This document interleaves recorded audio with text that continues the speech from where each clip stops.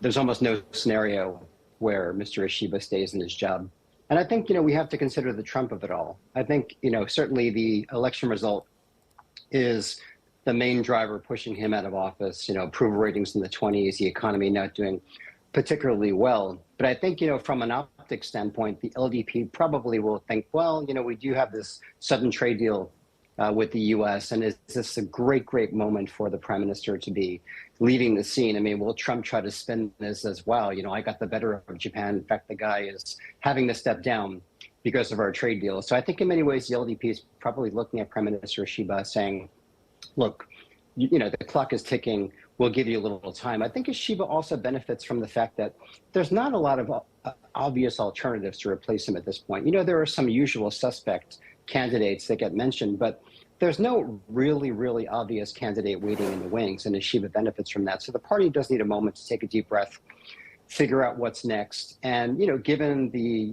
geopolitical currents between Washington and Tokyo, you can argue that there is some argument for stability for a couple of days here. Give Ishiba a little time to at least spin what's going to happen, and we'll move on from there. Yeah, and we were just showing viewers, and I think it was probably worth bringing it back as well, some headshots here of the front runners who could be next, right? We've been talking a lot about Sanae Takaichi. There's also Takayuki Kobayashi, the former cabinet minister, and then we can't forget Koizumi the younger as well, Shinjiro, right? But, whoever it is, Willie, they're going to have to work with the opposition, and we saw the kinds of gains, seat numbers, that Sato made. This is a really big change in Japanese politics. I mean, maybe it had been talked about privately, whispered in back rooms, etc., but now it's gone very, very public. This whole Japan first and foreigners, not so much first anymore. Right. I mean, there's a couple of big things going on in the days since the election. One is that the LDP, to maintain any semblance of power, is going to have to partner with some coalition governing partners. And that is going to probably result in lower taxes going forward. That's going to blow out the budget, blow out the deficit. You already see the extent to which Japanese bond auctions are not doing well. The bond vigilantes, if you will, are circling. They're very worried about Japan's fiscal trajectory. The other thing, too, this election was a very good election for Japan's MAGA party, if you will, our Japan First party. And it's not something that can be ignored. A week ago, I think a lot of media elites were saying, well, this is something to keep an eye on, but this is a tomorrow problem. It's actually a today question. And in many ways, you see the extent to which this far-right party is gaining traction. A bunch of young, reasonably telegenic faces, a bit of energy, if you will. And when you look at what the LDP is offering, it's sort of the same old faces that have been running the country for the last 25 years. And, I think in many ways, this is a very interesting moment for Tokyo to look around and take a deep breath and wondering, what the pulse of the people actually is. Yeah, I mean, this is a little bit inside baseball, but when you look at the election results and the drubbing the LDP faced in Gunma, I mean, that's like California turning into a red state. I mean, do you think this is the beginning of a very big change in LDP and their dominance in Japanese politics?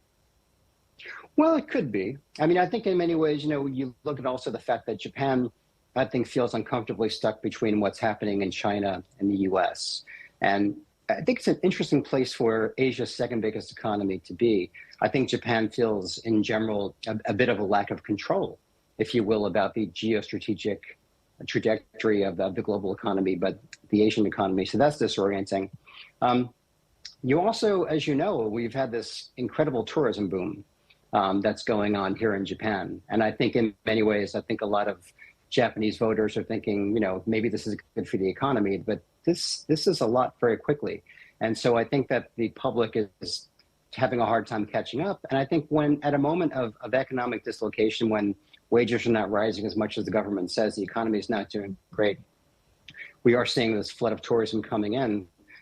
Many Japanese are latching on to a party that's speaking to them directly. And I'm in no way am I saying that I'm a San Saito guy. I just think that this is an interesting moment that the LDP has to look around and say, are we speaking to the Japanese population in the current form relative to what they're very interested in?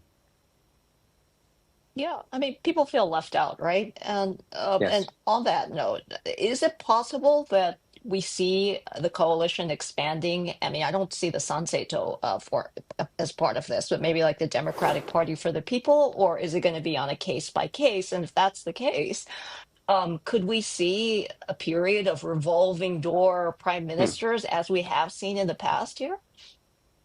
Well, I think we already are back to that period of revolving door prime ministers, right? I mean, certainly, Kishida lasted a little while, but, relative to other world leaders, you can argue that Japan is heading back into that revolving door period. I think, one of the interesting things about this election is, will this give, the broader constellation of opposition parties a greater spring in their step?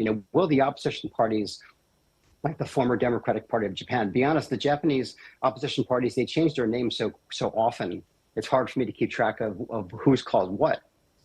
But it's just a moment where the opposition will smell blood in the water, and they'll look at the unpopularity of the LDP, they'll look at the unpopularity of, more specifically, Mr. Ishiba.